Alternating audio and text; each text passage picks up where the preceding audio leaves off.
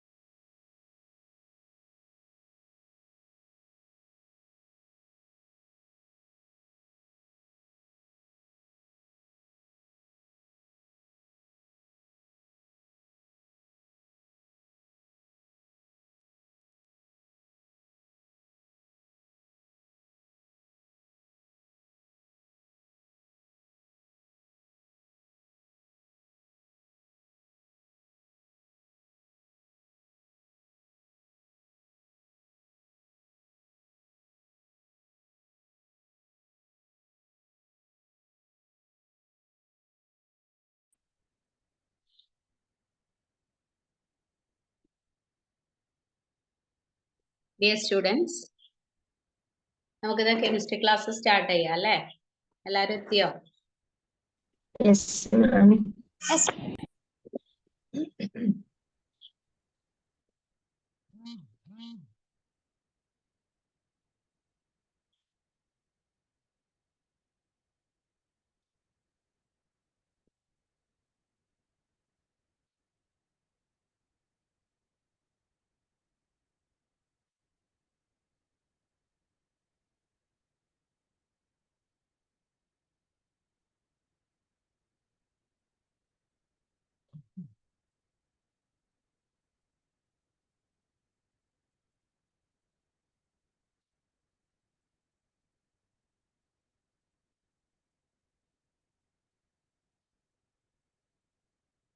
Dear students, നമ്മള് കഴിഞ്ഞ ക്ലാസ്സില് ഒരുപാട് കാര്യങ്ങളൊക്കെ പറഞ്ഞു.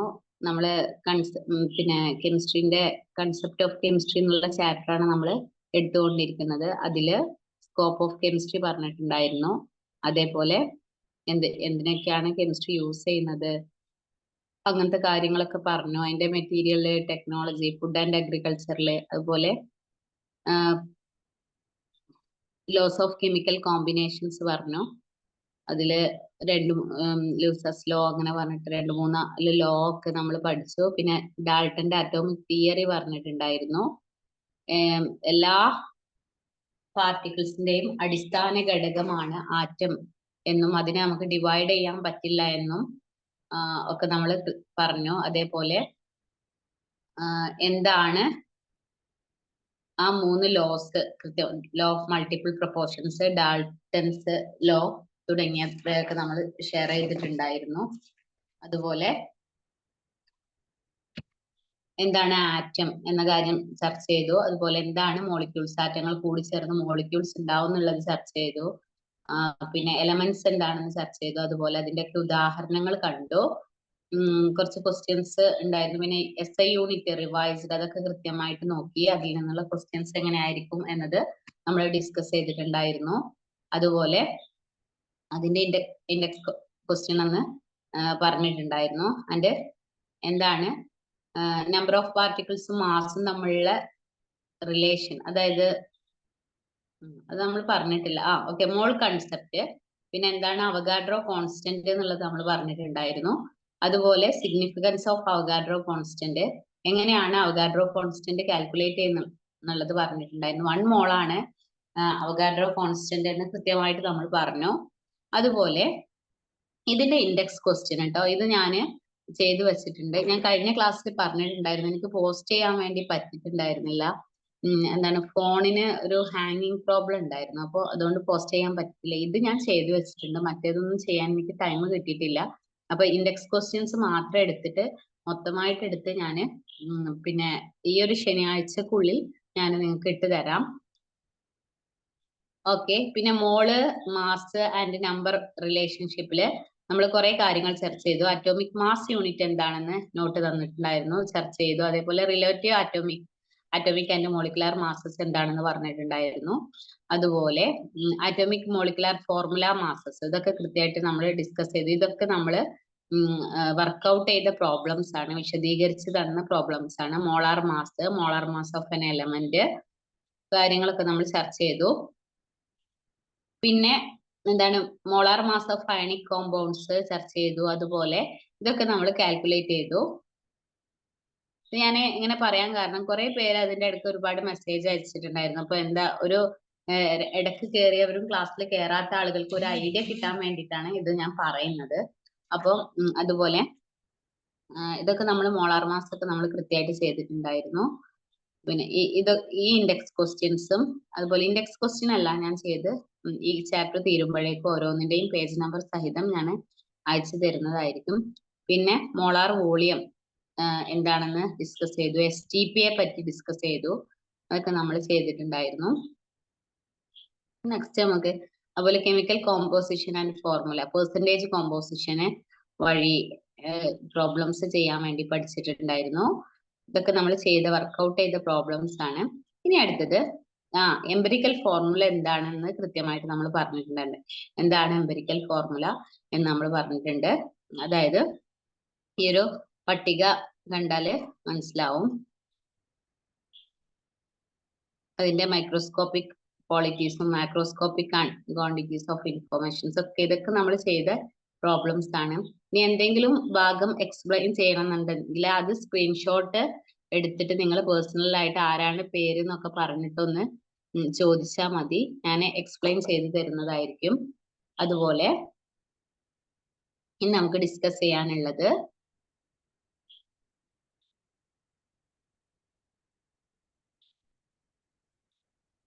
ലിമിറ്റിംഗ് റിയേജന്റ് ആണ്. അതിനു മുമ്പ് ഇവിടെ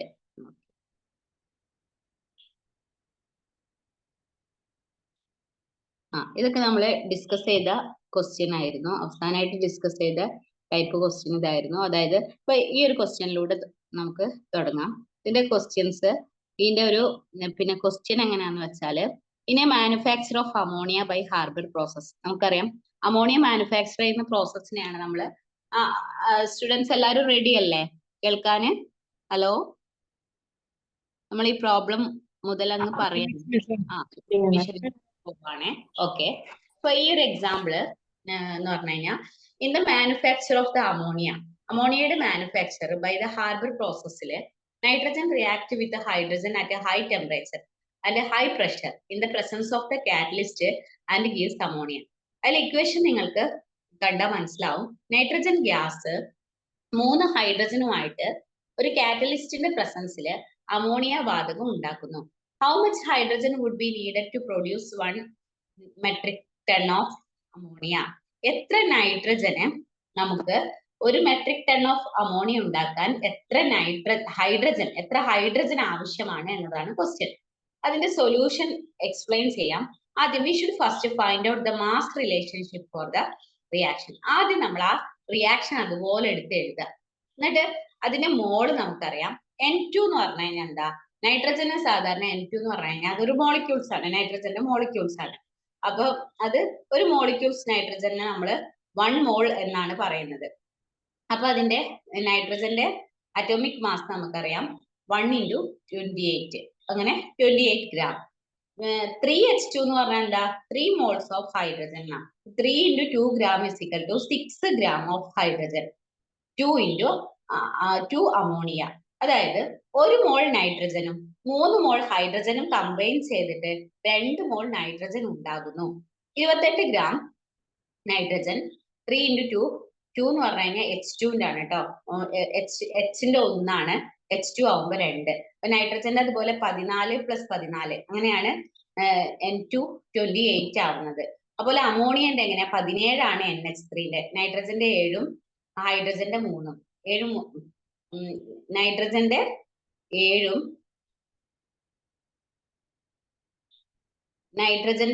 അതുപോലെ ഹൈഡ്രജന്റെ 3. അങ്ങനെ പിന്നെ അല്ല, അമോണിയന്റെ മോളിക്കുലർ മാസ് എന്താണ്? മോളാർ മാസ് 17 ഗ്രാം ആണ്. അതുപോലെ നൈട്രജന്റെ 14ഉം ഹൈഡ്രജന്റെ 3ഉം കേട്ടോ. നൈട്രജന്റെ പിന്നെ അറ്റോമിക് മാസ് 14 ആണ്. 14 + 3 എത്രയാണ്? 17. അങ്ങനെയാണ് അമോണിയന്റെ 17 ആവുന്നത്. × 2 അങ്ങനെ 34 ഗ്രാം ആവുന്നു. അപ്പൊ ഒരു മെട്രിക് ടൺ എന്ന് പറഞ്ഞു കഴിഞ്ഞാല് 1000 കിലോഗ്രാം ആണ്. 1000 കിലോഗ്രാമിനാണ് ഒരു മെട്രിക് ടൺ എന്ന് പറയുന്നത്. അങ്ങനെ ആവുന്ന സമയത്ത് 10³ കിലോഗ്രാം എന്ന് എഴുതാം. അത് എത്ര ഗ്രാം ആണ്? ഒരു ഗ്രാം 10³ × 10³ 1000 കൊണ്ട് ഗുണിക്കണം. 10³ വീണ്ടും 1000 കൊണ്ട് ഗുണിച്ചാൽ 10⁶ ഗ്രാം കിട്ടും. From the mass relationship 34 gram ammonia required 6 gram of hydrogen for its manufacture.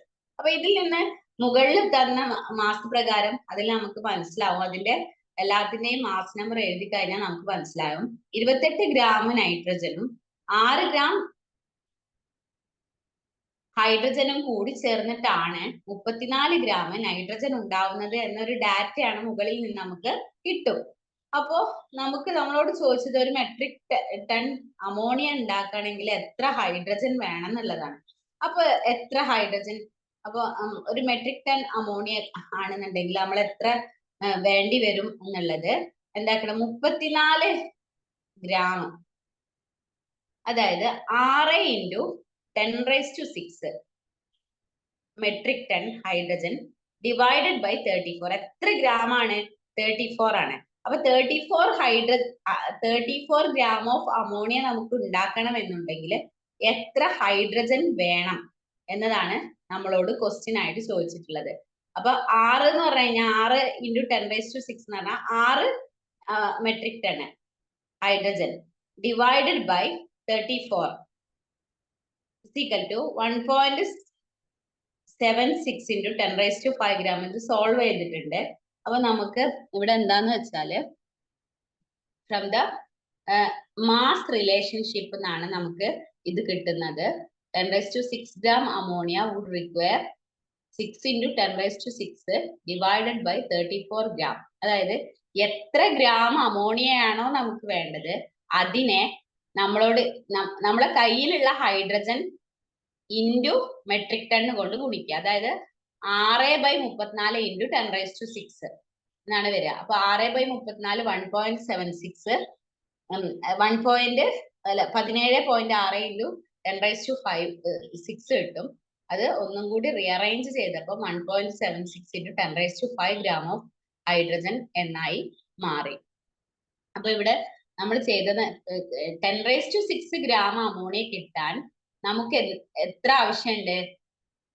6 നമ്മളെ കയ്യിലുള്ള ഹൈഡ്രജൻ ആണ്. 6 ഇൻറ്റു മെട്രിക്കിലേക്ക് മാറ്റേണ്ടത് കൊണ്ട് 10⁻⁶ ഡിവൈഡഡ് ബൈ എത്ര അമോണിയയാണ് ഇപ്പൊ നിലവിലുള്ളത്? 34 ആണ്. അതിനെ ഡിവൈഡ് ചെയ്ത് കഴിഞ്ഞാൽ 1.76 ഇൻറ്റു 10⁻⁵ ഗ്രാം ഓഫ് ഹൈഡ്രജൻ എന്ന് ലഭിക്കും. അടുത്ത example, in a rocket motor fuelled by butane C4H10. അതായത് ബ്യൂട്ടൈൻ ഫ്യൂവൽ നിറച്ച ഒരു റോക്കറ്റിലെ how many kilogram of O2 should be provided with each kilogram of butane to provide for complete combustion. ഒരു ബ്യൂട്ടൈന്റെ റോക്കറ്റിലെ C4H10 ആണ് ബ്യൂട്ടൈൻ. C4 4 കാർബൺ ഉള്ളതിനാണ് നമ്മൾ butyne എന്ന് പറയാം. ഹൈഡ്രോ കാർബണിനാണ് ബ്യൂട്ടൈൻ എന്ന് പറയാം. എത്ര ഓക്സിജന് അതിനെ പ്രൊവൈഡ് ചെയ്യേണ്ടി വരും ഇതിനെ കംപ്ലീറ്റ് കമ്പഷന്? അപ്പൊ കമ്പഷൻ എന്ന് പറഞ്ഞു കഴിഞ്ഞാൽ ജ്വലനാണ്. അതിന് ആദ്യം ജ്വലനത്തിന്റെ റിയാക്ഷൻ നമുക്ക് അറിയണം. സാധാരണ ഒരു വസ്തു ജ്വലിച്ചു കഴിഞ്ഞു കഴിഞ്ഞാൽ സാധാരണ ജ്വലനം എന്ന് പറഞ്ഞാൽ എപ്പോഴും ഏത് വസ്തുവിനെയും ഓക്സിജനുമായി റിയാക്ട് ചെയ്യുന്നതിനെയാണ് ജ്വലനം അഥവാ കമ്പഷൻ എന്ന് പറയുന്നത്. ആ കമ്പഷന്റെ പ്രൊഡക്റ്റ് എപ്പോഴും എന്താണ്? കാർബൺ ഡൈ ഓക്സൈഡും വാട്ടറുമാണ്. അപ്പൊ നമുക്ക് അതിന്റെ റിയാക്ഷൻ എഴുതി നോക്കാം. C4H10 gas plus O2 gives CO2 plus H2O. പക്ഷെ എത്ര എണ്ണം വേണം എന്നുള്ളത് നമ്മള് കൃത്യമായിട്ടത് ഒരു ഹൈഡ്രജന്റെ എണ്ണം ഇപ്പൊ ഒന്നാമത്തേല് H10 ഉണ്ട്. അപ്പൊ ഇപ്പുറത്തെ സൈഡിലെ കെമിക്കൽ ഇക്വേഷൻസ് ബാലൻസ് ചെയ്യണം. അപ്പൊ തൽക്കാലം നിങ്ങൾ ഇതുപോലെ പഠിച്ചു വെക്കുക. കാരണം ബാലൻസിങ് ഓഫ് കെമിക്കൽ റിയാക്ഷൻസ് ഒക്കെ റിഡോക്സ് റിയാക്ഷന് ഉള്ള ചാപ്റ്ററിൽ ഒക്കെ നിങ്ങൾ +1 നിന്ന് പഠിച്ചിട്ടുണ്ടോ എന്നറിയില്ല. അപ്പൊ അത് വെച്ചിട്ട് ആണ് ഇത് ബാലൻസ് ചെയ്യുന്നത്. അതായത് ഇപ്പൊ ഈ ഒരു ഇക്വേഷൻ നോക്കൂ, 2C4H10 ആവുമ്പോ ഇവിടെ 4 2 8 കാർബൺ ഉണ്ട് ഈ സൈഡിൽ. ഇപ്പുറത്ത് നോക്കൂ 8, അതുകൊണ്ടാണ് ഇവിടെ 8CO2 എന്ന് വന്നത്. അതുപോലെ ഇതിനൊരു ഫോർമുല ഉണ്ട്, പക്ഷെ അത് എല്ലായ്പ്പോഴും ഇതിനൊന്നും അത് ശരിയാവണം എന്നില്ല. അപ്പൊ അത് നമ്മൾ കൃത്യമായിട്ട് ആ ഫോർമുല പഠിച്ചിട്ട് എല്ലാത്തിനും അപ്ലൈ ചെയ്താൽ ശരിയാവുന്ന ഫോർമുല മാത്രമേ പഠിച്ചിട്ട് കാര്യമുള്ളൂ. അപ്പൊ അത് ഏറ്റവും ചെറിയ നമ്പർ ഓഫ് ഹൈഡ്രോ കാർബൺസിന്റെ കമ്പഷന് മാത്രമേ ആ ഫോർമുല സാധാരണ ആപ്റ്റ് ആവാറുള്ളൂ. ഇവിടുത്തെ കേസില് നമുക്കൊരു പിന്നെ ഇത് എങ്ങനെയാണ് ഈ ഇക്വേഷൻ എന്ന് മനസ്സിലാക്കി വെച്ചിട്ട് 2C4H10 plus 13O2 gives 8CO2 gas plus 10H2O. അതായത് 2 മോൾ മീഥൈൻ ഗ്യാസ് 13 മോൾ ഓഫ് O2മായി കൂടി ചേർന്ന് 8 മോൾ ഓഫ് CO2ഉം 10 മോൾ H2Oയും ഉണ്ടാവുന്നു. അപ്പൊ നമുക്ക് ഇവിടെ കാർബൺ പിന്നെന്താണ് മീഥൈന്റെ അറ്റോമിക് മാസ് 58 എന്ന് കിട്ടും. ഇപ്പൊ 2 മോൾ ഉള്ളതുകൊണ്ട് 116 ഗ്രാം ആണ്. ഓക്സിജന്റെ 32 ആണ്. 13 മോൾ ഉള്ളതുകൊണ്ട് 416 ഗ്രാം ആണ്. അതുകൊണ്ട് complete 116 gram of butane oxygen required is 116 gram of butane completely burn ചെയ്യാൻ കത്തിത്തീരാൻ 416 ഗ്രാം ഓക്സിജൻ ആവശ്യമാണ്. അവിടെ ക്വസ്റ്റ്യൻ ചോദിച്ചത് എന്താന്ന് വെച്ചാല് each kilogram of the butane to provide for complete combustion. എന്താണ് how many kilogram of O2 should be provided with each kilogram of butane to provide for complete combustion. Therefore, to complete burn 1 kilogram 1000 butane, oxygen required will be. അപ്പൊ എന്താ പറഞ്ഞത് 1 kilogram എന്ന് പറഞ്ഞാൽ 1000 ആണ്. അപ്പൊ 116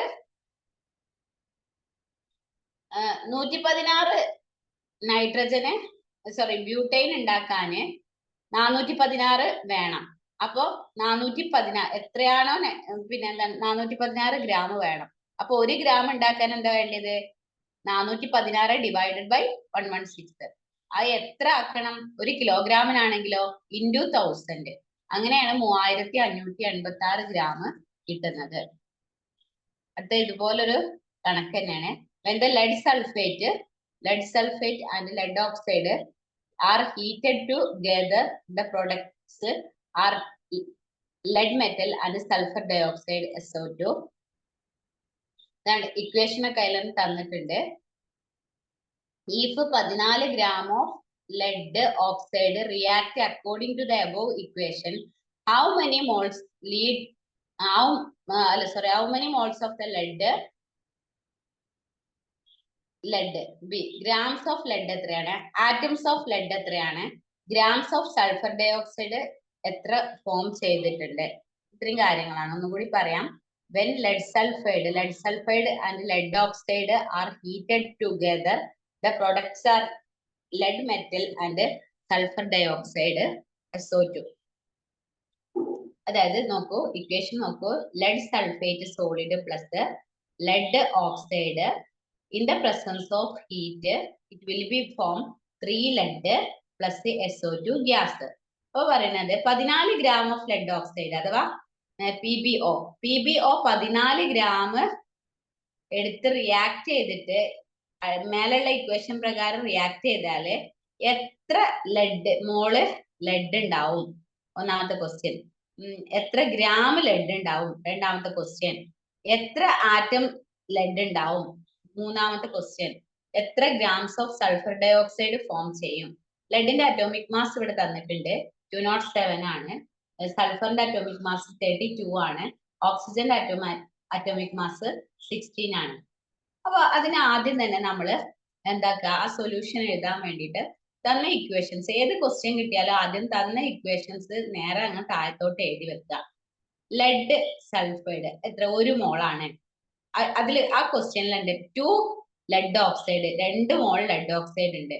എത്രയാണ് lead form ചെയ്തത്, 3 മോൾ lead form ചെയ്തിട്ടുണ്ട്, 1 മോൾ SO2 ആണ്. അപ്പൊ നമുക്ക് മോൾ എത്രയാണെന്ന് കൃത്യമായിട്ട് കിട്ടി. അപ്പൊ ഒന്നാമത്തെ എ ക്വസ്റ്റ്യൻ ആൻസർ ആയി. How many moles of lead, lead എത്രയാണ് പറയൂ, അതിൽ തന്നെ ഉണ്ടല്ലോ. എത്ര മോൾ ലെഡാ, ഹലോ എത്രയാ?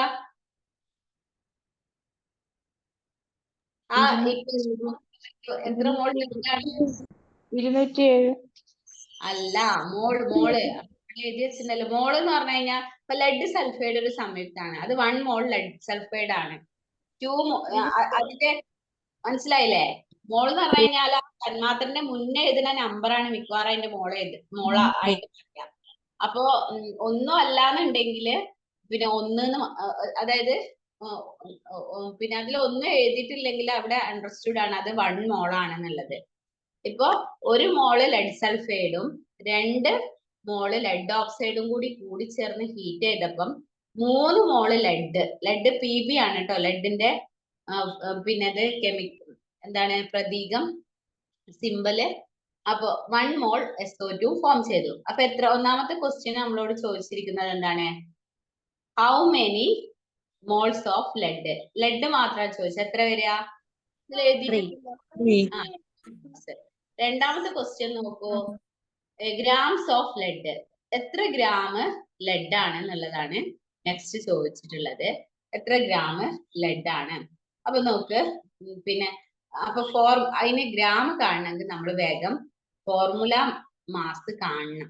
അതായത് ലെഡിന്റെ ഇവിടെ തന്നിട്ടുണ്ട് 0.7. പിന്നെ നിങ്ങൾ എന്തൊക്കെ എത്ര ഗ്രാം ആണെന്ന് വെച്ചാൽ ലെഡിൻ്റെത് നമുക്കറിയാം, ഓക്സിജന്റെ നമുക്കറിയാം. അത് രണ്ടും കൂടി കൂട്ടി അത്രയും ഗ്രാം ആണ് ലെഡ്. അപ്പൊ thus 1 mole of lead oxide formula unit have a mass of 223 gram.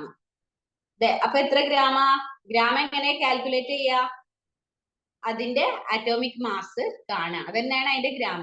അതുകൊണ്ട് പിന്നെ ചോദിച്ചത് എന്ത്? therefore how many lead oxide gram ആണ് ചോദിച്ചത്. therefore 14 gram of the lead oxide is എത്ര വരും? 14 gram of lead. അപ്പൊ അങ്ങനെയാണെങ്കിൽ ക്വസ്റ്റ്യൻ എന്താണ്? രണ്ടാമത്തെ ക്വസ്റ്റ്യൻ പറഞ്ഞത്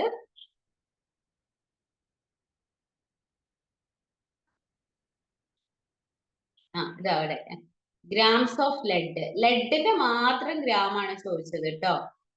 അപ്പോ എന്താണ്? 14 gram ഓഫ് ലെഡ് ഓക്സൈഡ് എത്രയാണ് എന്ന് പറഞ്ഞു കഴിഞ്ഞാല് 14/223 gram.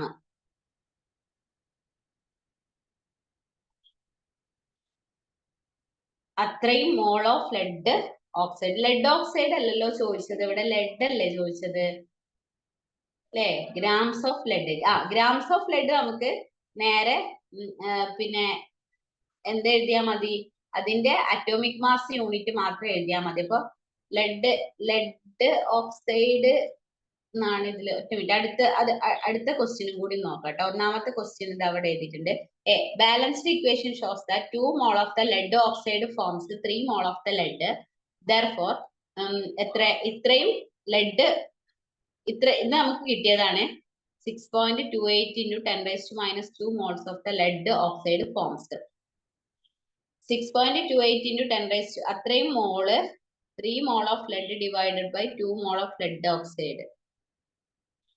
മോള് lead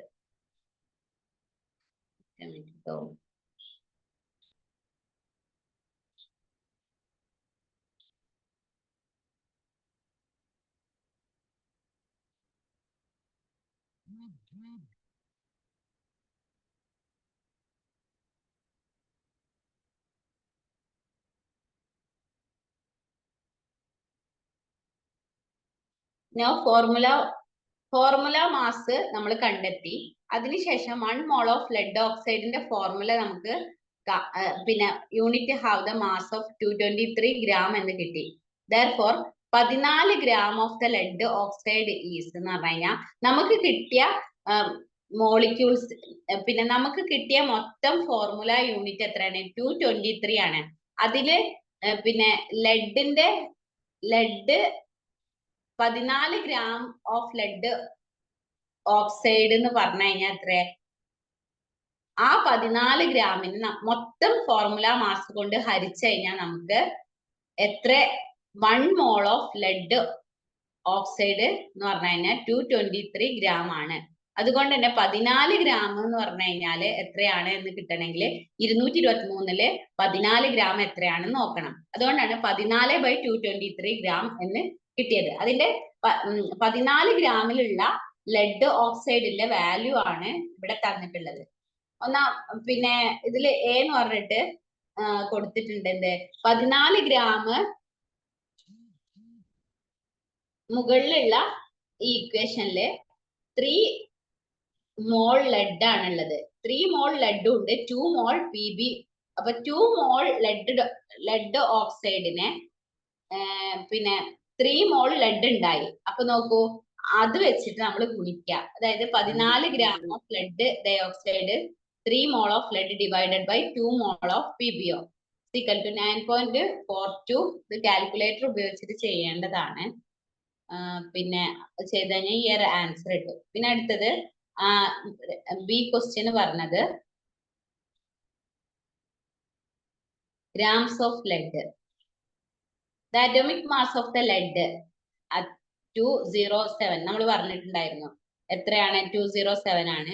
This tells us that the 1 mole of lead has mass 207 gram ആണെന്ന്.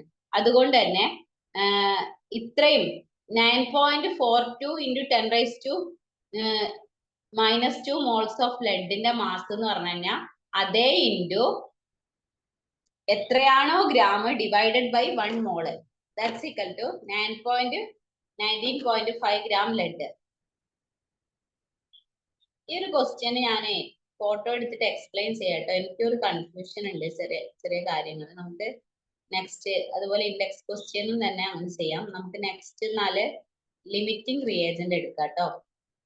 ആ ക്വസ്റ്റ്യൻസ് ഞാൻ കൃത്യമായിട്ട് എല്ലാ ക്വസ്റ്റ്യൻസും ഞാൻ കൃത്യമായിട്ട് അത് വർക്ക്ഔട്ട് ചെയ്തിട്ട് എക്സ്പ്ലെയിൻ ചെയ്യാം. ഞാൻ ഇങ്ങനെ പറഞ്ഞാൽ ശരിയാവില്ല, അത് എഴുതിയിട്ട് വർക്ക്ഔട്ട് ചെയ്യുന്ന വേണം.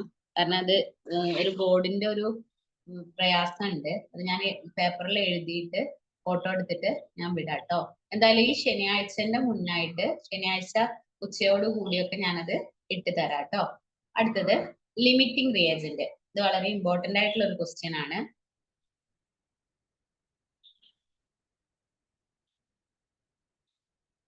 നമുക്കറിയാം എന്താണ് ലിമിറ്റിംഗ് റിയേജന്റ് എന്നാണ് നമ്മൾ ഇനി പഠിക്കാൻ പോണത്. ഇപ്പൊ ലിമിറ്റിംഗ് റിയേജന്റ് എന്ന് പറഞ്ഞു കഴിഞ്ഞാല് നമ്മുടെ ഒരു ടൈപ്പ് റിയേജന്റ് തന്നെയാണ്. അതായത് റിയേജൻസ് എന്ന് പറഞ്ഞു കഴിഞ്ഞാല് നമ്മൾ രാസപ്രവർത്തനത്തിന് ഉപയോഗിക്കുന്ന സാധനത്തിനെയാണ് നമ്മൾ പിന്നെ റിയേജൻസ് എന്ന് പറയുന്നത്.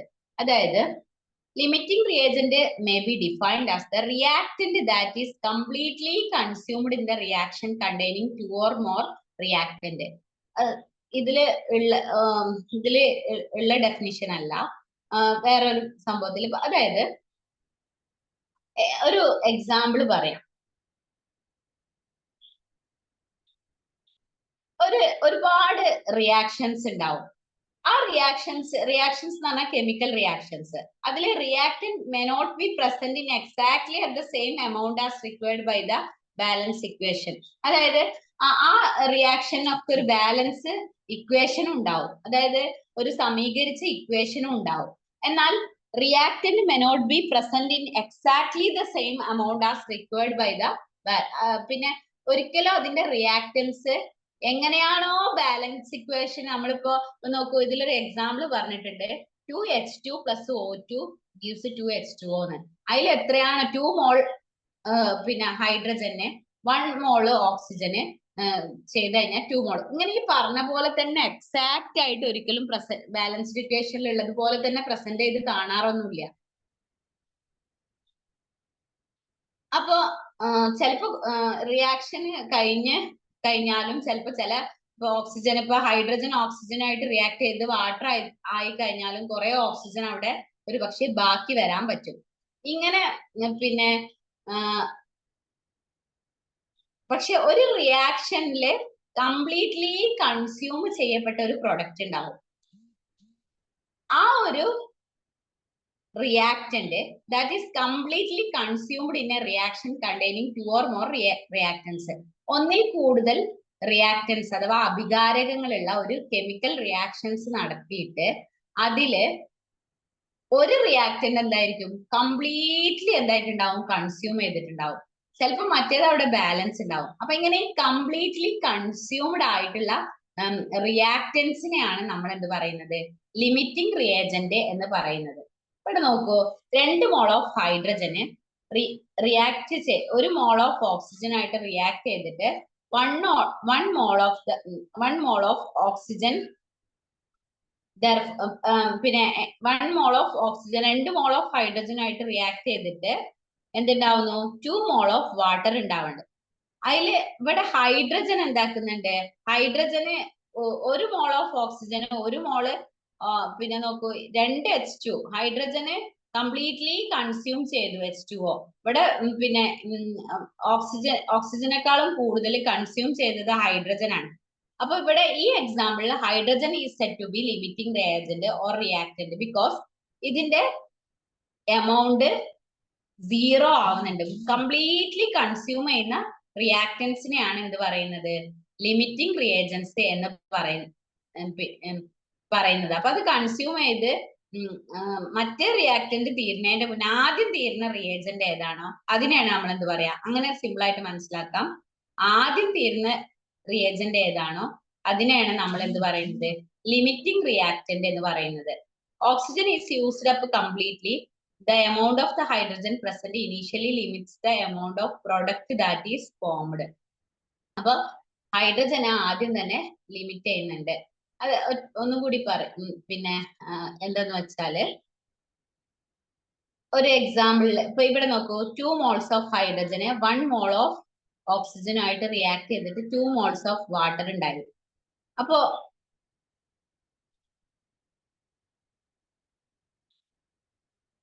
അങ്ങനെയാണ് ഇവിടെ പറയുന്നത്. അപ്പൊ എന്താണ് ഇതിന്റെ ലിമിറ്റിംഗ് റിയേജന്റ്സിന്റെ ഡെഫിനിഷൻ എന്ന് പറഞ്ഞു കഴിഞ്ഞാൽ, limiting reagent may be defined as the reactant that is completely consumed in A reaction containing 2 or more reactance. ഒന്നിൽ കൂടുതൽ റിയാക്ടൻസ് ഉള്ള ഒരു കെമിക്കൽ റിയാക്ഷൻസില്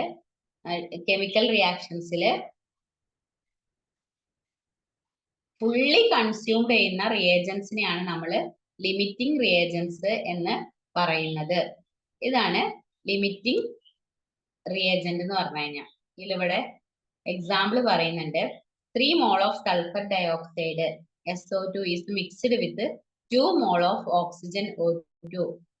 അതായത് അതിന്റെ അർത്ഥം ഇവിടെ ഈ ഇക്വേഷൻ നോക്കൂ, 2SO2 plus O2 gives 2SO3. അതായത് 3 mole of sulfur dioxide is mixed with 2 mole of oxygen, and after reaction is over sulfur trioxide. ഇതിന് ഉണ്ടാവുന്നത് സൾഫർ ട്രയോക്സൈഡ് ഉണ്ടാവുന്നുണ്ട്. അപ്പൊ നമ്മള് 2 moles നമ്മള് 2SO2 plus 2 moles, ഇവിടെ ഇത് തെറ്റാട്ടോ, 3 moles അല്ല വരിക, 2 moles സൾഫർ ഡയോക്സൈഡ് ആ വരിക. 2SO2 plus O2 gives 2SO3. We must first write the balanced equation. ഇതാണ് ബാലൻസ്ഡ് ഇക്വേഷൻ വരിക. മോളിൽ പറഞ്ഞ ഇക്വേഷൻസ് പ്രകാരം പിന്നെ ക്വസ്റ്റ്യനിൽ പറഞ്ഞ പ്രകാരം 2 mole of SO3 can be formed from the 2 mole of SO2. അതുപോലെ amount of SO3 that can be formed from the 3 mole of SO2. 3 mole of SO2 into 2 mole of SO3 divided by 2 mole of SO2. 3 moles. ഇങ്ങനെയാണ് ഇവിടെ 3 moles കിട്ടിയത് എന്നുള്ളതാണ്.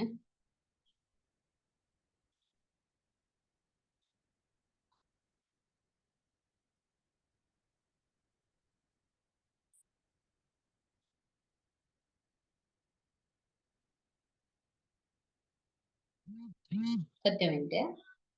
Number of the moles of the H2O produced on the 2 moles. 2 moles. Mass of the water produced from 2 moles is 3 into 6 moles.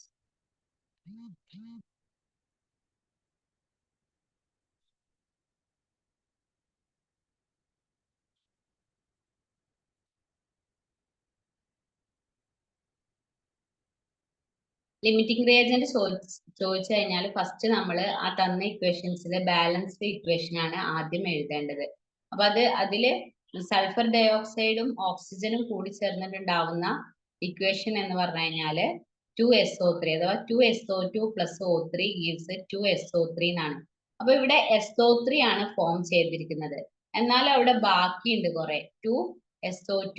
അതിൽ തന്നെ 4 ഓക്സിജനും ഇവിടെ മൊത്തം 6 ഓക്സിജനും ആയിട്ട് പിന്നെ ഇത് ബാലൻസ് ചെയ്യപ്പെട്ടിട്ടുണ്ട്. 2 mole of SO3 can be formed from the 2 mole of the SO2. SO3 നിന്ന് SO3 ഉണ്ടാവുന്നത് 2 mole of SO2 എന്നാണ്. അതുകൊണ്ട് SO3 can be formed 3 mole of the SO2. ഇതും തന്നെ ഇതും പ്രോബ്ലം ആണ്. ഇതും തന്നെ ചെയ്ത് വിശദീകരിക്കാൻ പറ്റുള്ളൂ കേട്ടോ. അപ്പോ ഒറ്റ പ്രോബ്ലം പാർട്ട് ഞാൻ മിക്കവാറും ഈ സംഭവം ഇന്ന് തന്നെ ഇടാം കേട്ടോ. ഈ സംഭവം ചെയ്തിട്ട് വിശദീകരിച്ചേരെ. അപ്പൊ എന്താണ് ലിമിറ്റിംഗ് റിയേജന്റ് എന്നുള്ളത് കൃത്യമായിട്ടൊന്ന് നോക്കുക. പിന്നെ ലിമിറ്റിംഗ് റിയേജന്റ് വളരെ ഇമ്പോർട്ടന്റ് ആണ്. ഈ പ്രോബ്ലംസ് ഒക്കെ ഇമ്പോർട്ടന്റ് ആണ്. അത് ചെയ്ത് അതിന്റെ താഴെ വോയിസ് ഇട്ടുകൊണ്ട് തന്നെ ഞാൻ പിന്നെ ഗ്രൂപ്പിൽ പറഞ്ഞുതരാം. ഓക്കെ, ഇതില് ഇത്രയും സംഭവങ്ങൾ തന്നെയാണ് ഈ ഒരു ചാപ്റ്ററിൽ പറയാനുള്ളത്. അതില് ലിമിറ്റിംഗ് റിയേജന്റ് എന്താന്നുള്ള ഡെഫിനിഷന് കൃത്യമായിട്ടൊന്ന് പറയാം. ലിമിറ്റിംഗ് റിയേജന്റ് എന്ന് പറഞ്ഞു കഴിഞ്ഞാല് reactant that is completely consumed in A reaction containing 2 or more reactance. ഒരു എക്സാമ്പിൾ സഹിതം തന്നെ ഒരു ഗ്രൂപ്പിലിട്ട് ഞാൻ പറഞ്ഞു തരാട്ടോ അത്. അപ്പോ ഇത്രയും കാര്യങ്ങളാണ് ഇതില് പഠിക്കാനുള്ളത്. ഇനി ഇതിലുള്ള ഓരോ ക്വസ്റ്റ്യനും പ്രധാനപ്പെട്ടതാണ്. ഇതിലുള്ള ക്വസ്റ്റ്യൻസ് ഒക്കെ ഞാൻ പറഞ്ഞല്ലോ, ശനിയാഴ്ചന്റെ മുന്നേ തന്നെ ഇത് കൃത്യമായിട്ട് ഞാൻ ഇട്ട് തരുന്നുണ്ട്. അപ്പോ അതിലൊന്ന് പറയാനുള്ളത്, നിങ്ങൾക്ക് ഒന്ന് പറയൂ, എക്സ്പ്ലെയിൻ ചെയ്യേണ്ട ഭാഗം ഏതാണ് ഇതില്? ലിമിറ്റിംഗ് റിയേജന്റ് അതിന്റെ പ്രോബ്ലംസ് ഉണ്ട്, അതല്ലാത്ത ഏത് ഭാഗമാണുള്ളത് ഒന്ന് പറയൂ. ഇന്നൊരു ഏകദേശം ഈ ഒരു ചാപ്റ്റർ ഏകദേശം ഇവിടെ തീരാനായിട്ടുണ്ട്. ഇതിൽ നമുക്ക് ഇത്രയും കാര്യങ്ങളാണ് ഇതിൽ പറയാനുള്ളത്. ഒന്ന് പറയൂ, ഇതിൽ എക്സ്പ്ലെയിൻ ചെയ്യേണ്ട ഭാഗം ഏതാണ്? കുറച്ചൊരു ടഫ് ആണല്ലേ ഈ ചാപ്റ്റർ. അടുത്ത ചാപ്റ്റർ മുതൽ ഇത്ര ഒരു പ്രയാസം ഉണ്ടാവില്ല. ഇതിൽ ലിമിറ്റിംഗ് റിയേജന്റിന്റെ ഡെഫിനിഷന് ഞാൻ പിന്നെ ഇതിൽ കൃത്യമായിട്ടില്ല, നിങ്ങളുടെ ബുക്കിൽ കൃത്യമായിട്ടില്ല. ഡെഫിനിഷൻ വരുന്നത് എങ്ങനെയാന്ന് വെച്ചാല്, limiting reagent may be defined as the reactant that is completely consumed in a reaction containing 2 or more reactant.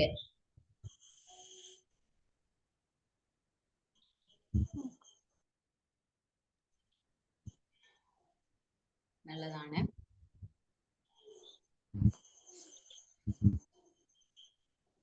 ഇതിൽ പറയാനുള്ള ഒരു ഭാഗം എന്ന് പറഞ്ഞു കഴിഞ്ഞാല്, ഇതിൽ മിക്കവാറും പ്രോബ്ലം പാർട്സ് ആണ് ഉള്ളത്. ഇത് ഞാനൊരു കാര്യം ചെയ്യാം, ഈ പ്രോബ്ലംസ് പിന്നെ കോപ്പി പേസ്റ്റ് ചെയ്തിട്ട് ഗ്രൂപ്പിലേക്ക് ഇട്ടിട്ട് അതിന്റെ താഴെ അതിന്റെ എക്സ്പ്ലനേഷൻ പറയുന്നുണ്ട്.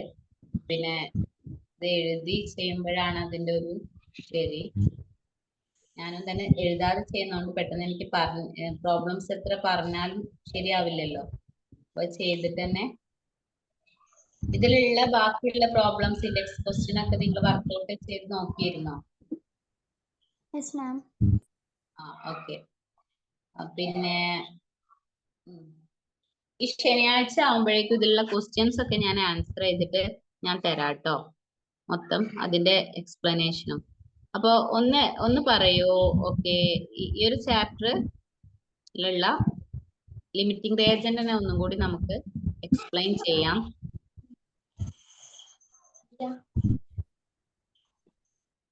ഓക്കെ, ഇവിടെ പറയുന്നുണ്ട്.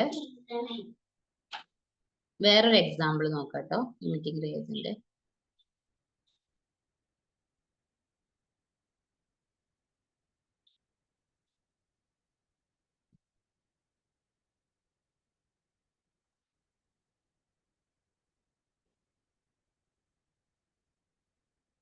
ഇതൊക്കെ കുറച്ച് പ്രയാസമുള്ള എക്സാമ്പിൾസ് ആണ്.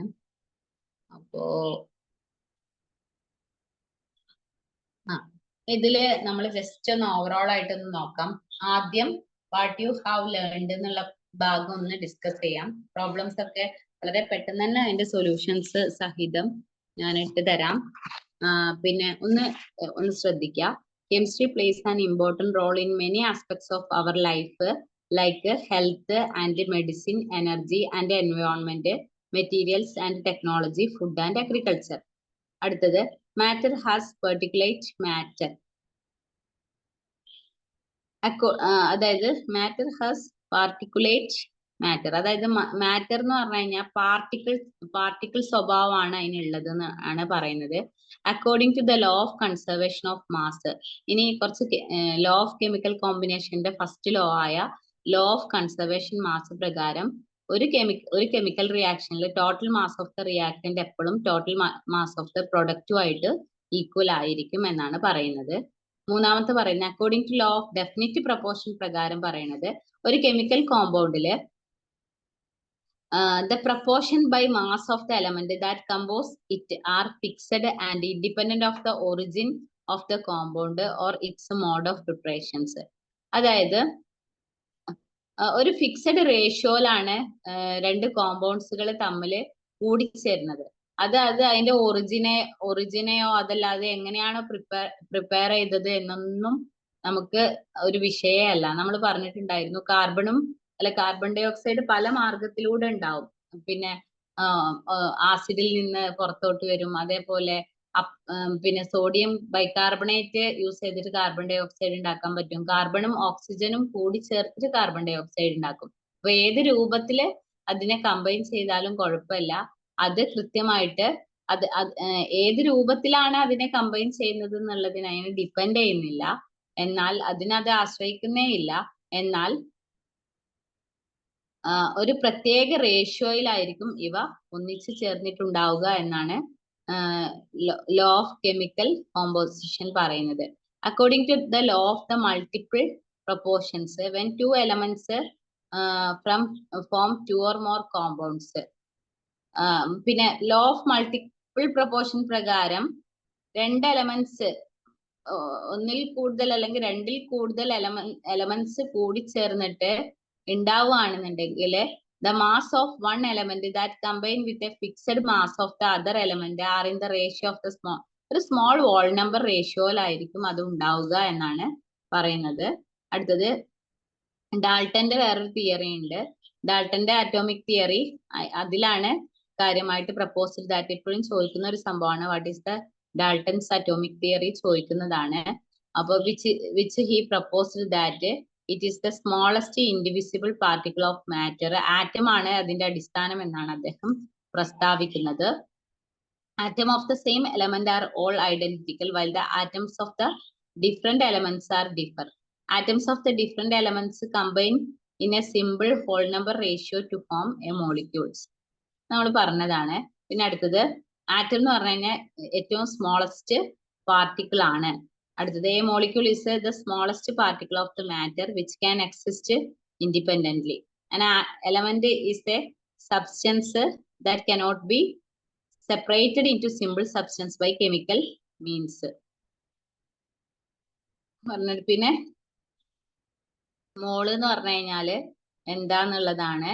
അതായത് 0.012 കിലോഗ്രാം അല്ലെങ്കിൽ 12 ഗ്രാം ഓഫ് കാർബണില് കാർബണിനെയാണ് സാധാരണ മോൾ എന്ന് കണ്ടെത്തിയത്. അതായത് പിന്നെ മോളിനെ റെപ്രസെന്റ് ചെയ്യുന്ന ഒരു നമ്പർ ആണ് ഇത് അവഗാഡ്രോ നമ്പർ എന്ന് പറഞ്ഞു കഴിഞ്ഞാൽ.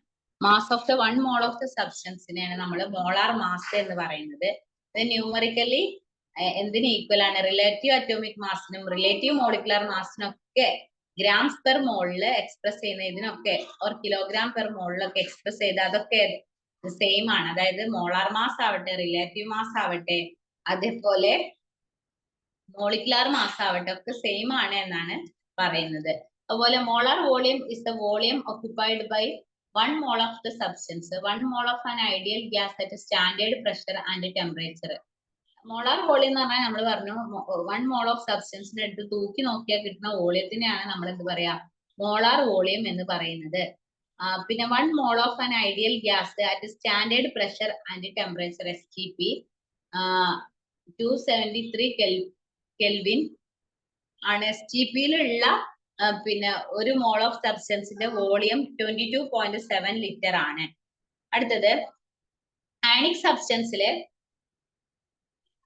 Na+ അതുപോലെ Cl- പോലുള്ള അയോൺസുകളായി മാറുന്ന, അല്ലെങ്കിൽ പൊട്ടാസ്യം ക്ലോറൈഡ്, ഉപ്പും ഒക്കെ പോലുള്ള സാധനത്തിൽ അയോണുകളായി മാറുന്നവയില് പിന്നെ എന്താണ് അതിന്റെ മോളാർ മാസ് എന്ന് പറഞ്ഞു കഴിഞ്ഞാൽ അതിന്റെ ഫോർമുല മാസ് തന്നെ ആയിരിക്കും.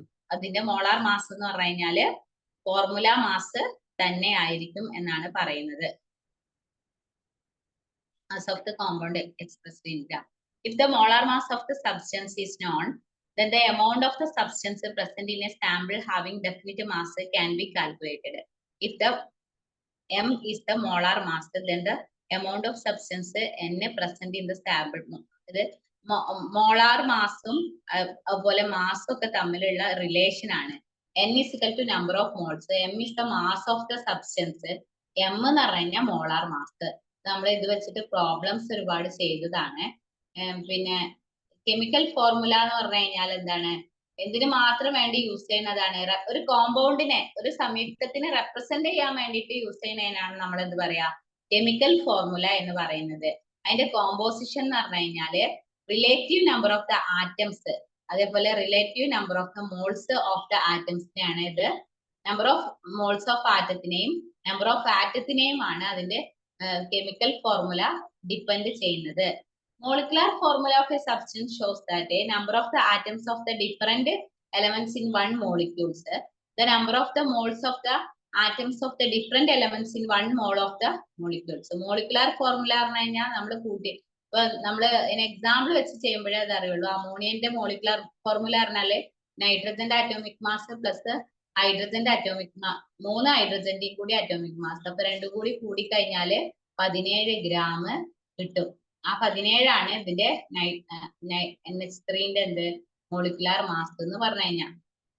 എംപെരിക്കൽ ഫോർമുല എന്ന് പറഞ്ഞു കഴിഞ്ഞാല് നമ്പർ ഓഫ് ആറ്റംസും അതേപോലെ മോൾസ് ഓഫ് ആറ്റംസും നമുക്ക് തരുന്ന ഫോർമുലേനെയാണ് നമ്മള് എംപെരിക്കൽ ഫോർമുല എന്ന് പറയുന്നത്. Molecular formula is always an integral multiple of the empirical formula. Empirical ഫോർമുലനേക്കാളും എന്തെങ്കിലും ഒരു സംഖ്യ എടുത്തിട്ട്, അതായത് ഇന്റഗ്രൽ സംഖ്യ എടുത്തിട്ട്, ഒരു എണ്ണൽ സംഖ്യ എടുത്തിട്ട് മൾട്ടിപ്ലൈ ചെയ്താൽ നമുക്ക് കിട്ടുന്നതിനെയാണ് നമ്മൾ എന്ത് പറയുന്നത്, മോളിക്കുലാർ ഫോർമുല എന്ന് പറയുന്നത്. The empirical formula of the compound can be determined from its chemical analysis. In order to determine a compound's molecular formula, molecular mass also must be known. Stoichiometry എന്ന് പറഞ്ഞു കഴിഞ്ഞാൽ അതിന്റെ ഒരു ക്വാണ്ടിറ്റേറ്റീവ് സ്റ്റഡി ഓഫ് കോമ്പോസിഷൻ ആണ് കേട്ടോ സ്റ്റോഷിയോമെട്രി എന്ന് പറയാ. അതായത് എത്ര എണ്ണം ഉണ്ട്, അതിന്റെ ഉള്ളിൽ എത്ര കാർബൺ ഉണ്ട് എന്നൊക്കെ പറയണേനാണ്. ഇപ്പൊ CO2 എന്ന് പറഞ്ഞാൽ ഒരു കാർബണും 2 ഓക്സിജനും അടങ്ങിയിരിക്കുന്നു, അങ്ങനെയൊക്കെ പറയണേനാണ് എന്ത് പറയാ, സ്റ്റോഷിയോമെട്രി. ചിലർ സ്റ്റോക്കിയോമെട്രി എന്ന് പറയാറുണ്ട്. And chemical reactions, chemical equations specify not only the identities of the substance consumed and formed in a reaction, but also relative quantities of the substance in terms of atoms, molecules and formula units, moles of the sentence. ഒരു ഇക്വേഷന്റെ chemical അതിൽ എത്ര content ഉണ്ട് എന്നുള്ളത് മാത്രമല്ല chemical റിയാക്ഷൻസിനെ depend ചെയ്യണത്, അതിലുള്ള ആറ്റത്തിന്റെ എണ്ണത്തെയും മോളിക്യൂൾസിന്റെ എണ്ണത്തിനെയും അതിന്റെ ഫോർമുല യൂണിറ്റിനെയും അതേപോലെ അതിന്റെ നമ്പർ ഓഫ് മോൾസിനെ ഒക്കെ ഡിറ്റർമൈൻ ചെയ്തിട്ടാണ് ഒരു കെമിക്കൽ ഇക്വേഷൻസ് നമുക്ക് എഴുതാൻ പറ്റുകയുള്ളൂ. ഇനി എന്താണ് ബാലൻസ് കെമിക്കൽ ഇക്വേഷൻസിന്റെ പ്രത്യേകത എന്നാണ് പിന്നെ പറയുന്നത്. ഒരു balanced chemical equation demonstrate that all the atoms present in the reactants are accounted for in the product. Atoms are neither be created nor destroyed in the reaction. Balance reactions ന്റെ principle എന്ന് പറഞ്ഞു കഴിഞ്ഞാൽ എല്ലാ അപ്പുറത്തും ഇപ്പുറത്തൊക്കെ എന്തായിരിക്കും, same ആയിരിക്കും. ഇനി പറയണത് balance equations is useful for determining which the substance is എത്ര സബ്സ്റ്റൻസ് ഉപയോഗിച്ചിട്ടുണ്ട് എന്നൊക്കെ അറിയാൻ ഈ ബാലൻസ്ഡ് ഇക്വേഷൻസ് യൂസ് ചെയ്യാറുണ്ട് എന്നാണ്. ടെർമിനൽ എക്സസൈസ് എന്ന് പറഞ്ഞിട്ടുണ്ട്. അതിൽ ഒന്നാമത്തത് പറയുന്നത് how many atoms are present in the piece of iron that has mass of 65 gram. atomic mass of iron അറിയാം. അപ്പൊ ആദ്യം അതിന്റെ ഗ്രാം എത്ര പീസില്, അപ്പൊ എത്ര പീസ് ഡിവൈഡഡ് ബൈ അതിന്റെ mu ചെയ്ത് കഴിഞ്ഞിട്ട് ഇൻറ്റു എത്ര, ഹൗ മെനി ആറ്റംസ് ആ നമ്പർ ഓഫ് ആറ്റംസ് എങ്ങനെ മോളിക്കുലർ അവഗാഡ്രോ നമ്പർ ആറ്റൽ ഉണ്ടാവുക. അപ്പൊ 65 divided by 55.9 into Avogadro number. ഇനി അടുത്തത് second one, a piece of phosphorus has a mass 99.2 gram. How many moles of phosphorus P4 are present in it? Atomic mass of phosphorus 31 ആണ്. അപ്പൊ 31 into 4 വരും. 31 into 4 ആണ്. അപ്പൊ എത്ര എണ്ണം ഉണ്ട്, എത്ര പീസ് ഓഫ് ഫോസ്ഫറസ് 99.2 gram ഉണ്ട്. How many moles of phosphorus, അതിൽ എത്രയിലാണ് P4 എത്രയാണ്, 31 into 4 വരും. അപ്പൊ 4 3 12, അപ്പൊ 12ഉം 124 ആയിരിക്കും ഫോസ്ഫറസിന്റെ അറ്റോമിക് എന്താണ് P4. അപ്പൊ P4 99.2 divided by P4 31 into 4 എത്ര മോൾസ് ആണെന്നാ. അപ്പൊ അതിനെ ഹരിച്ചു കഴിഞ്ഞാൽ കിട്ടുന്നതായിരിക്കും എന്ത്, എത്ര ഹാഫ് മോൾസോ അങ്ങനെ കിട്ടും. ഇനി മാസ് ഓഫ് ഇത്രയും atom 8.46 into 10⁻²4 atoms of the fluorine is 266.95 gram. Calculate the atomic mass of the fluorine. Atomic mass of the fluorine calculate ചെയ്യണം. ഇതും തമ്മിൽ ഹരിക്കാണ് ചെയ്യേണ്ടത്. Mass of 8.46 into atoms of the fluorine is ഇത്രയും mass അത്രയും atoms of fluorine എത്രയാണ്? അപ്പോ നമുക്കറിയാം Avogadro number of fluorine എന്ന് പറഞ്ഞു കഴിഞ്ഞാല് പിന്നെ എന്താണ് എല്ലാത്തിന്റെ അതായത് ഫ്ലൂറിന്റെ അവഗാഡ്രോ നമ്പർ എത്രയാണോ അതിനെ കൊണ്ട് അവഗാഡ്രോ നമ്പർ കൊണ്ട് 8.46 into 10⁻²4 ഡിവൈഡഡ് ബൈ ഇത് കിട്ടിക്കഴിഞ്ഞാൽ അതിന്റെ നമ്പർ ഓഫ് മോൾസ് കിട്ടും. Calculate the atomic mass of the fluorine.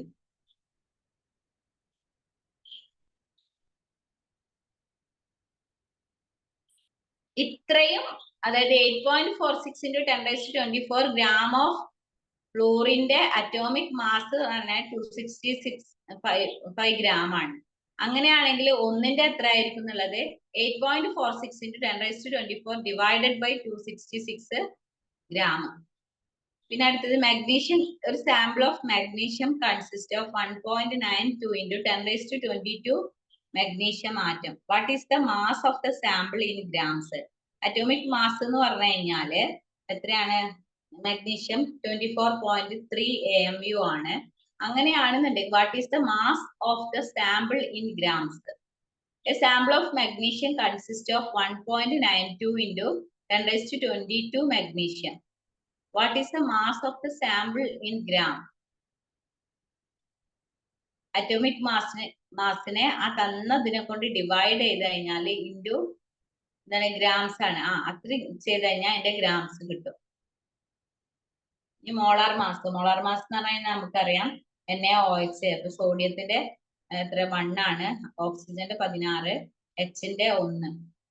അങ്ങനെ അതെല്ലാം കൂടി കൂട്ടുക. അപ്പൊ എത്ര വരും? സോഡിയം ഹൈഡ്രോക്സൈഡ് പിന്നെ സോഡിയത്തിന്റെ 11 അല്ലേ, 11 + 16 + 1, 16 1 17, 17 11 27 ഗ്രാം വരും. ഇത്രയാണ് വരുന്നത്. കുറെ ക്വസ്റ്റ്യൻസ് ഉണ്ട്, ഇത് വർക്ക്ഔട്ട് ചെയ്യേണ്ടുന്ന ക്വസ്റ്റ്യൻസ് ആണ്. അതുപോലെ ലിമിറ്റിംഗ് റിയേജൻസിന്റെ ക്വസ്റ്റ്യൻസും കാണാറുണ്ട്. ക്വസ്റ്റ്യൻസ് എല്ലാം തന്നെ വർക്ക്ഔട്ട് ചെയ്ത് ആൻസറുകൾ അവിടെ ഇടാം. പിന്നെ ഇൻഡെക്സ് ക്വസ്റ്റ്യൻസ് ആൻസറും കുറെയൊക്കെ ഇതിൽ തന്നെ ഇതിൽ തന്നെ ഓൾറെഡി ഉണ്ട് കേട്ടോ. ഇതാ കണ്ടിട്ടുള്ളത്. ഞാൻ ഏതാണ് എക്സ്പ്ലെയിൻ ചെയ്യേണ്ടതെന്ന് വെച്ചാല് എക്സ്പ്ലെയിൻ ചെയ്ത് പറയാൻ പറ്റും.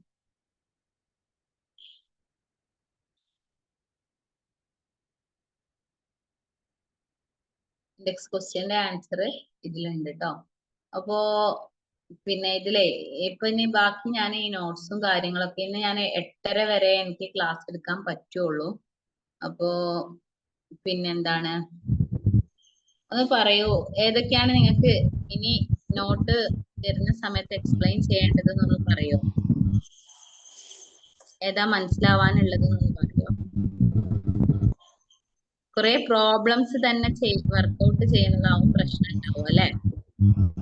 പ്രോബ്ലം പാർട്ടാണ് ഉള്ളത്, അതാണ് എന്റെ ഒരു പ്രശ്നം. ഞാൻ വർക്ക്ഔട്ട് എന്റെ കൈ ഈ ബോർഡിൽ എഴുതാൻ ഭയങ്കര പ്രയാസമാണ്.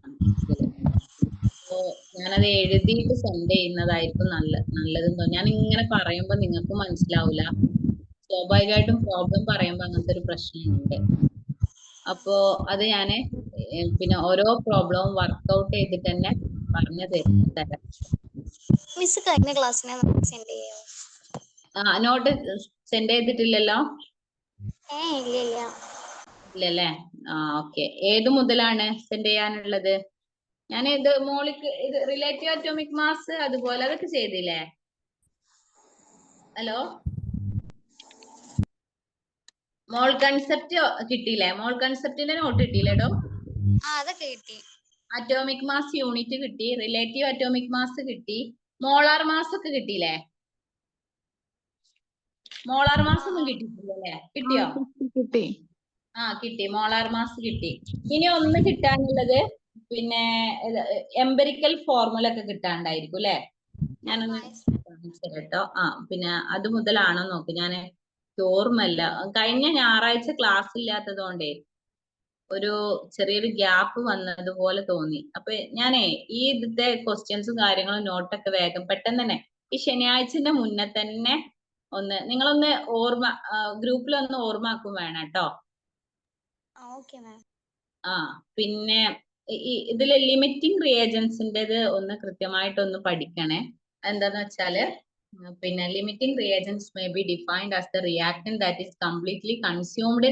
ഇതിൽ കൃത്യമായിട്ടൊരു ഡെഫിനിഷൻ നിങ്ങളെ ബുക്കിൽ കാണുന്നില്ല. അപ്പൊ what is the limiting reagents എന്ന് ചോദിച്ചു കഴിഞ്ഞാൽ limiting reagent may be defined as the reactant that is completely consumed in A reaction containing 2 or more reactance എന്ന് എഴുതണം. അതുപോലെ പിന്നെ ഇനി ഏതാണ് നിങ്ങൾക്ക് ഇതിൽ എക്സ്പ്ലെയിൻ ചെയ്യേണ്ടത്? മോൾ കൺസെപ്റ്റ് ഒക്കെ മനസ്സിലായോ? ഹലോ, ഒന്ന് പറയൂ. കുറച്ചൊരു ഇത്ര ബുദ്ധിമുട്ട് ബാക്കിയൊന്നും ഉണ്ടാവില്ല കേട്ടോ. ഇത്ര ഈ ഒരു മോൾ കൺസെപ്റ്റ് മനസ്സിലായില്ലെങ്കിൽ ചെറിയൊരു പ്രയാസം തന്നെയാണ് ചെയ്യാൻ. ഇങ്ങനത്തെ ഒരു പ്രോബ്ലം പാർട്ട് ബാക്കി എല്ലാത്തിലും കാണാറില്ല. അപ്പൊ ഈ ഒരു ഇതില് കുറച്ചധികം പ്രോബ്ലംസും കാര്യങ്ങളും ഉണ്ട്. ഇത് ചെയ്ത് തന്നെ പഠിക്കേണ്ടുന്നതാണ്. അപ്പൊ നിങ്ങൾ ഒരു കാര്യം ചെയ്യുക, ഏതെങ്കിലും പ്രോബ്ലം ഉണ്ടെങ്കിൽ പിന്നെ ഓക്കെ പിന്നെ അത് നിങ്ങളൊന്ന് പറയണം കേട്ടോ. ഇതൊക്കെ നമ്മൾ പറഞ്ഞതാണ്. ഇവിടെ ഒന്നും പറഞ്ഞു പോകുമ്പോ നല്ല സുഖമാണ്, പിന്നീട് നോക്കുന്ന സമയത്ത് ഒന്നും മനസ്സിലാവാത്ത പോലെ ഫീൽ ചെയ്യുന്ന ഒരു സംഭവമാണ് ഈ ചാപ്റ്റർ. അപ്പൊ ഓക്കെ, ഞാന് പിന്നെ ഇൻഡെക്സ് ക്വസ്റ്റ്യൻസ് ഒക്കെ ഒന്ന് അതില് ചെയ്തിട്ടിട്ട് എന്താക്കാം, ഒന്ന് കൃത്യമായിട്ട് നിങ്ങളോട് അത് പറയുന്ന ഒരു വോയിസും കൂടി നമ്മുടെ കെമിസ്ട്രി ഗ്രൂപ്പിൽ ഇതിൽ കുറച്ച് ഡിസ്കഷൻ നടക്കണം കേട്ടോ കെമിസ്ട്രി ഗ്രൂപ്പില്. അപ്പൊ ഇത് ഇന്ന് 1 hour ക്ലാസ് ഞാൻ എടുക്കുന്നുള്ളൂ. കാരണം നെക്സ്റ്റ് പിന്നെ ഏത് ക്ലാസ് ആണെന്നുള്ളത് ഞാൻ നോക്കിയിട്ടില്ല. നെക്സ്റ്റ് ചാപ്റ്റർ ഏതാന്നുള്ളത് കൃത്യമായിട്ട് ഞാൻ നോക്കിയിട്ടല്ല വന്നിട്ടിരിക്കുന്നത്. അപ്പൊ അടുത്ത ക്ലാസ് വെള്ളിയാഴ്ച പുതിയ ക്ലാസ് തുടങ്ങും. അപ്പൊ അതിനു മുമ്പ് തന്നെ ഏകദേശം ഈ നോട്ട്സ് ഒക്കെ ഒന്ന് ക്ലിയർ ആക്കിയിട്ട് നമ്മളെ ഗ്രൂപ്പിൽ ഇടുകയും ചെയ്യാം കേട്ടോ. ഓക്കെ അല്ലേ? പിന്നെയും കുറെ പേര് ഇതിലേക്ക് എൻ്റർ ചെയ്തിട്ടുണ്ട്. അപ്പൊ അവർക്ക് കിട്ടാത്തവരുണ്ടെങ്കിൽ ഞാൻ ഇടുന്ന നോട്ട് ആദ്യം മുതൽ തന്നെ കൃത്യമായിട്ട് എക്സ്പ്ലെയിൻ ചെയ്തിട്ട് ഞാൻ ഗ്രൂപ്പിൽ എല്ലാ കാര്യങ്ങളും എക്സ്പ്ലെയിൻ ചെയ്ത് ഇടുന്നുണ്ട്. അപ്പൊ ഒന്ന് കൃത്യമായിട്ട് അതൊന്ന് വാച്ച് ചെയ്യാട്ടോ. കെമിസ്ട്രീന്റെ ഗ്രൂപ്പിൽ കേട്ടോ. Hello, okay ma'am. ഓക്കെ. ഇതിൽ ഇപ്പൊ ഈ ലിമിറ്റിംഗ് റിയാജന്റ് ഇപ്പൊ കുറച്ച് ഡെഫിനിഷൻസും കഴിഞ്ഞ ക്ലാസ്സിന്റെ നോട്ട്, ഇതിൽ നോട്ട് എന്ന് പറയാൻ കുറേ പ്രോബ്ലം പാർട്ട് തന്നെയാണ് ഉള്ളത് കേട്ടോ. ഇപ്പൊ കുറച്ച് നോട്ട്സേ ഇതിൽ വരുന്നുള്ളൂ. ആ നോട്ട്സ് മുഴുവനും ഞാൻ സെൻഡ് ചെയ്യുകയും ചെയ്യാം കേട്ടോ. ഓക്കെ അല്ലേ? അപ്പൊ ഇന്ന് ഞാൻ നിർത്തുകയാണ്. കാരണം ഇന്ന് ഇനി പുതിയൊരു ചാപ്റ്റർ എടുക്കാനുള്ള ഒരു മൂഡില്ല. അപ്പൊ നെക്സ്റ്റ് പുതിയൊരു ചാപ്റ്റർ നോക്കിയിട്ട് കൃത്യമായിട്ട്, എനിക്ക് തോന്നുന്നു ഇതുപോലെ പ്രോബ്ലം പാർട്ട് ഇനി അടുത്തതിലൊന്നും വരുന്നില്ല കേട്ടോ. അപ്പൊ ഓക്കെ, ഒന്ന് ആ സമയത്ത് ഓരോ എന്തെങ്കിലും ഇതുണ്ടെങ്കിൽ ഡിസ്കഷൻ, എന്തെങ്കിലും സംശയം ഉണ്ടാവും. ഇഷ്ടംപോലെ സംശയം വരുന്ന ചാപ്റ്റർ ആണിത്. അപ്പൊ സംശയം ഉള്ളതൊക്കെ എല്ലാവരും ക്ലിയർ ചെയ്ത് പോവാട്ടോ. ഓക്കെ, ഞാൻ ഇന്ന് നിർത്താണേ. ഓക്കെ, എല്ലാവർക്കും നല്ലൊരു രാത്രി. ഇപ്പൊ ഇന്ന് എനിക്ക് സ്കൂളൊക്കെ ഉണ്ടായിരുന്നു. അപ്പൊ ഇന്ന് ഭയങ്കര കുറച്ച് പ്രോബ്ലംസ് ഒക്കെ വർക്ക്ഔട്ട് ചെയ്ത് നോക്കിയിട്ടുമില്ലായിരുന്നു. അപ്പൊ ഓക്കെ അല്ലേ? എന്നാ എല്ലാവർക്കും ഞാൻ ഗ്രൂപ്പിൽ ഇടാം കേട്ടോ. Okay ma'am. റെഡി?